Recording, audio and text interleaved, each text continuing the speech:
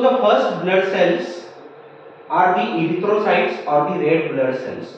The normal value of RBC in males are around 4.5 to 6.5 millions per mm cube and slightly less in the females, which is around 4.5 to 5 millions per mm cube. This value of RBC can be easily measured by an instrument called as hemocytometer and the microscope in the anatomy lab. These RBC cells are the most abundant type of blood cells among all the cells. They are approximately 99% of all the blood cells are the RBCs. They are bioconcave discs and these RBC cells are non-nucleated. Nucleus is completely absent and their diameter is very less, around 7 micrometer. The main function of RBC cell is in the transportation of oxygen. Inside the RBC cells, hemoglobins are present. Around 280 millions of hemoglobins are present in one RBC cell, and one hemoglobin has a capacity to bind with 4 oxygen molecules. That means one RBC cell can indirectly carry billions of oxygen molecules. Now, the shape of RBC cell is perfectly suited for the purpose of the gaseous exchange because of the bioconcave shape. And RBC cells are very smaller in diameter, so they have the capacity to pass through the narrow blood capillaries also.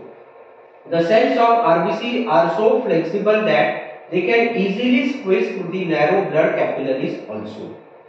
So the measurements of the RBC and hemoglobins are one of the most useful and routine practices which are made in the pathological lab. The functions of the RBC cells.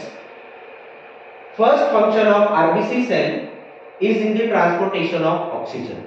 Oxygen is transferred from the lungs to the tissues, and second one, the carbon dioxide. Carbon dioxide is transferred from the tissues to the lungs for the expiration. Also, one of the most important function of RBC cell is it helps in the determination of blood groups, because on the surface of RBC cells antigens are present. So that antigens which are inherited from the birth, they determine the blood group. Now, after functions of RBC, next point is lifespan and functions of the erythrocytes. So, the normal lifespan of RBC cell is 120 days. So, RBC cells we have seen, they are produced by a process called as hemopoiesis from the red bone marrow. And once RBC cells enters the bloodstream, they live in the blood for 120 days. As RBC cells are non-nucleated, they do not have the capacity to divide as the other cells. So cell division is not possible. So RBC cells do not have the nucleus and they cannot divide. That is why they are always replaced by the new cells. New cells are continuously entering the blood. So that process is hemopoiesis. The process of development of RBC, it takes in about 7 days, and that process of formation of erythrocytes or RBC is called as erythropoiesis. The lifespan in the circulation is about 120 days. Now, next, the control of this erythropoiesis. Erythropoiesis means formation of erythrocytes. Now, whenever there is tissue hypoxia, hypoxia means whenever the oxygen levels in the tissue is less, the kidneys release a hormone called as erythropoietin. Erythropoietin is a hormone which is released by kidney into the bloodstream. And whenever the erythropoietin is released, the red bone marrow will stimulate the process of erythropoiesis. That is formation of new erythrocytes.